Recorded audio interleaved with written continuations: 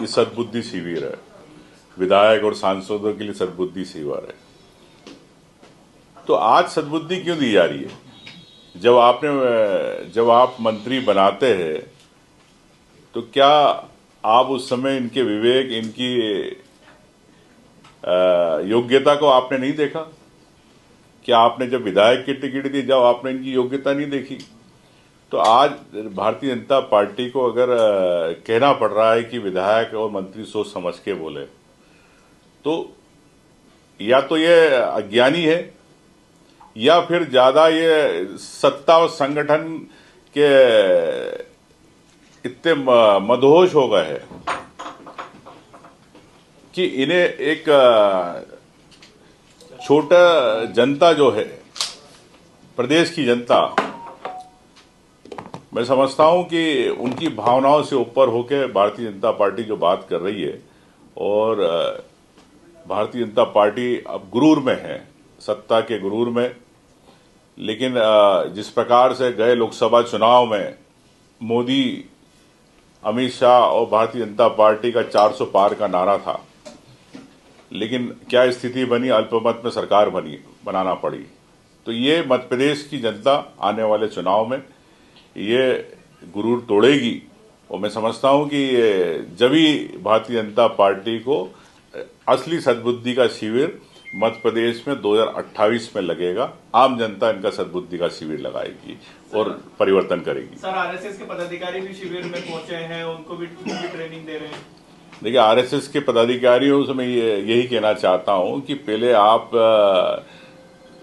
इतने सालों के बाद आपने नागपुर में झंडा लगाया, आपने देश बताया कि हम भी देश के नागरिक हैं और देश का झंडा की हम सम्मान करते हैं, लेकिन 50 साल क्यों लग गए आरएसएस को झंडा लगाने में नागपुर में? आरएसएस से ये पूछना चाहता हूं कि आप ये प्रदेश में जिस प्रकार से ओबीसी, एसटी, एससी, माइनॉरिटी, अन्य का बाहुल्य है, तो क्या यहाँ के नेता जो एसटी, एससी के हैं, चाहे ओबीसी के हो चाहे माइनॉरिटी के, आप उनको क्यों नहीं तवज्जो देते? और मैं सर संचालक से पूछना चाहता हूँ कि आपने कौन से एसटी, एससी के अंदर किसी को आज तक बनाया? इतने जब से आपका आरएसएस बना है, कौन सा सर संचालक बना, बताएं।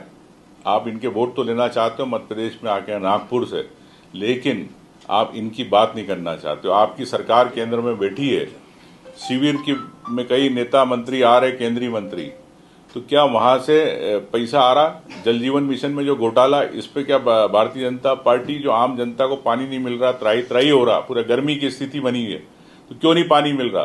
क्या मोदी जी और मोहन यादव जी से पूछना चाहता हूं कि आप क्यों नहीं पानी दे पा रहे? क्या आरएसएस ये पूछेगी दोनों मुख्यमंत्री और प्रधानमंत्री से? क्या आरएसएस ये पूछेगी कि किसान की आय दुगनी हुई कि नहीं हुई देश में, प्रदेश में? क्या ये आरएसएस पूछेगी? क्या युवाओं को नौकरी मिली कि नहीं? ये क्या पूछेगी आरएसएस? क्या ये आरएसएस पूछेगी कि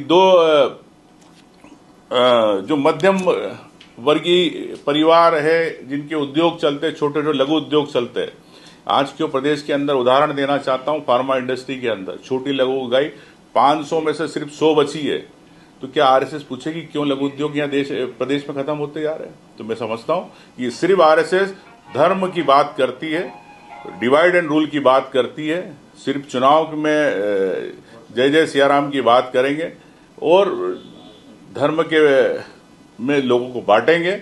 लेकिन मैं ये कहता हूं कि इस धर्म में सबकी आस्था है। आप विकास की बात कीजिए, आप महंगाई की कैसे कम हो इसकी बात करें।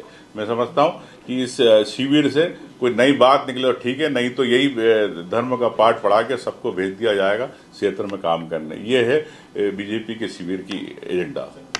अगर आप ये वीडियो YouTube पर देख रहे हैं तो हमारे चैनल को सब्सक्राइब करें और बेल आइकन को दबाना ना भूलें। अगर आप Facebook पर ये वीडियो देख रहे हैं तो हमारे पेज को लाइक करें।